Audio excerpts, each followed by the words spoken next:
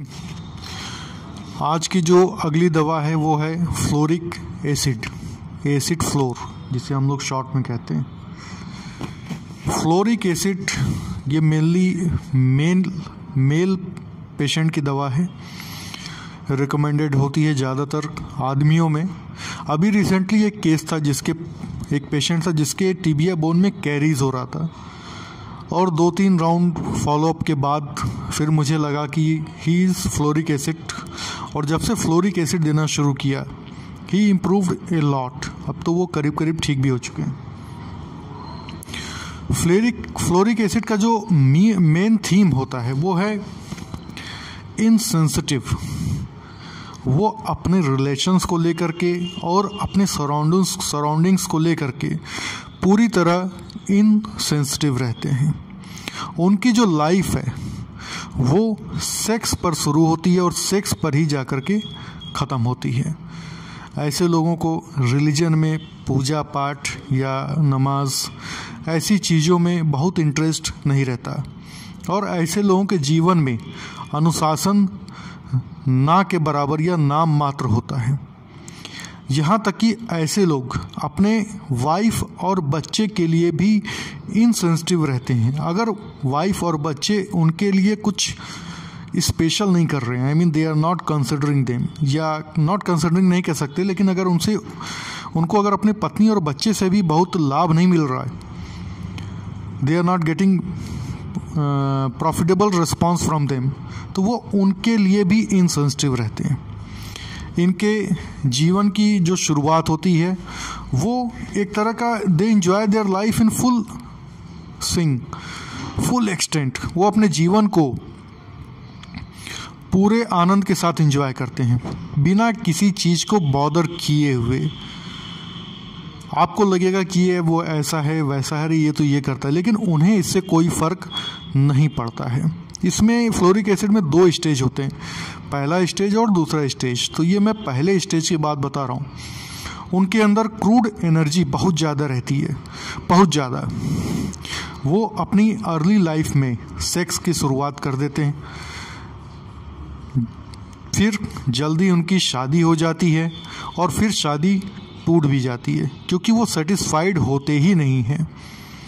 वो अलग अलग लड़कियों के साथ रिलेशन बनाते हैं, सेक्स के लिए बस यूज़ करते हैं, सुपरफिशियल रिलेशनशिप। वो डीप रिलेशन में कभी नहीं जाते, बस वो यूज़ करते हैं सबको, चाहे वो लड़कियां हों उनके लाइफ में या उनके माँ बाप हों, उनके भाई बहन हों, कोई भी, वो बस यूज़ करते हैं।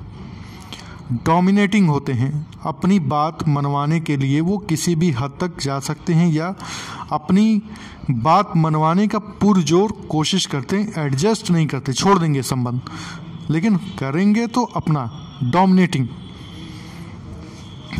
ऐसे लोगों के बाल गिर जाते हैं, बाल झड़ने लगते हैं, एक डिसअपॉइंटमेंट या डिसप्लेजर, स्लीपलेसनेस, नींद ना आना, और एंजाइटी, घबराहट, जो कि उनकी कंट्रोल करने की क्षमता से बाहर चली जाती है। वो उसे फिर कंट्रोल कर नहीं पाते।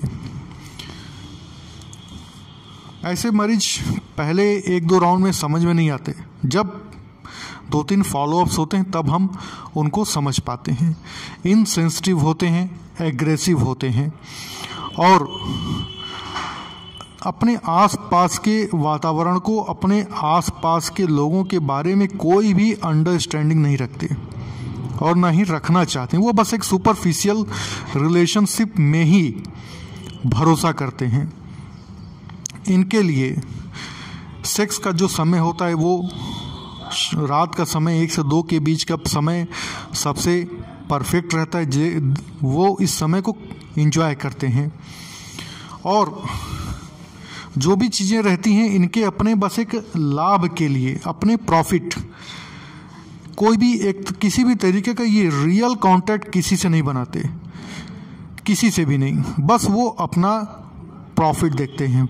बहुत ज़्यादा मटेरियलिस्टिक, अपने विचारों को वो डोमिनेटिंग रखते हैं, उसी को वो प्रोमोट करते हैं। दूसरी तरफ ऐसे जो पेशेंट होते हैं वो दूसरों की सफरिंग के लिए बहुत सेंसिटिव रहते हैं। वो उन्हें मटेरियल तरीके से हेल्प भी करते हैं, प्रदान करते हैं। इमोशनल कोई हेल्प वो नहीं देंगे, पैसा चाहिए पैसा दे देंगे, लेकिन अगर आपको उनसे इमोशनल सपोर्ट चाहिए तो वो उससे दूर रहते हैं। ये ऐसी इनकी पर्सनालिटी होती है, ऐसा इनका कॉन्स्टिट्यूशन होता है। अलग अलग लड़कियों के साथ अलग अलग रिलेशन बनाएंगे, बस वो सेक्स का सेटिस्फैक्शन खोजते हैं। ये चीज़ उनके अंदर बहुत ज़्यादा रहती है, इसीलिए मैं ये बार बार बोल भी रहा हूँ। ऐसे लोग कैंसर के पेशेंट के लिए बहुत ज़्यादा सेंसिटिव रहते हैं। वो उनकी मदद करेंगे, वो उनकी हेल्प करेंगे, उनके लिए अपना मतलब टाइम सब कुछ देते हैं। और उनके अंदर कैंसर से ये एक डर भी बना रहता है। तो वो क्या होता है कि जब कैंसर के मरीज को देखते हैं तो उसके जो प्रोसेस को देखते हैं और पैसे दे करके जब उनका इलाज कराते हैं तो वो ये फील करते हैं कि दे आर हीलिंग हिमसेल्फ। वो कभी बीमार नहीं पड़ना चाहते, वो चाहते हैं कि हमारा जीवन ऐसे ही हेल्दी और मस्ती करते हुए बीत जाए, जिसे हम अपने शहर के लोकल भाषा में, आजमगढ़ की भाषा में कहते हैं अय्याशी। बस इन सब चीज़ों पे इनका फोकस बहुत ही ज़्यादा रहता है।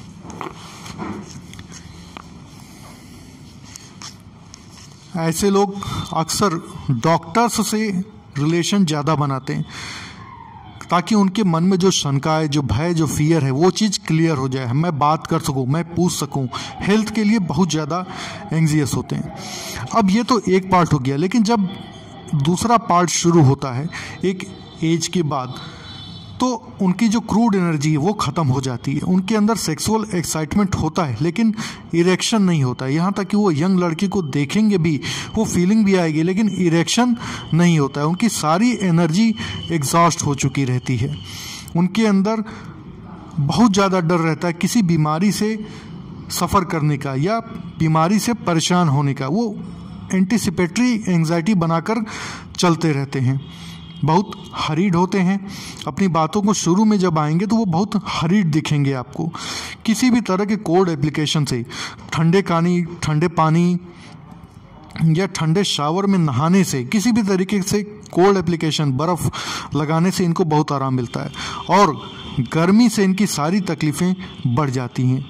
इनके नेल्स जो होते हैं वो डिस्टॉर्टेड रहते हैं, उबड़ खाबड़ रहते हैं, बाल आपस में चिपक जाते हैं और झड़ने लगते हैं। Epithelioma, flabbiness, vascular system, varicose vein, prolapse rectum. Flabbiness मतलब कि जैसे को हर चीज़ ढीली हो जाए, जैसे वेरिकोस वेन है, प्रोलैप्स रेक्टम है, प्रोलैप्स वेजाइना है आपका, इस तरह की चीज़ें।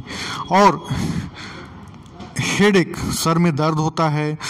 प्रोस्टेट हाइपरट्रॉफी, प्रोस्टेट बढ़ जाता है बुजुर्गों में और बार बार पेशाब मालूम देता है, जो कि प्रोस्टेट या प्रोस्टेटोमेगैली का एक कॉमन सिम्टम है।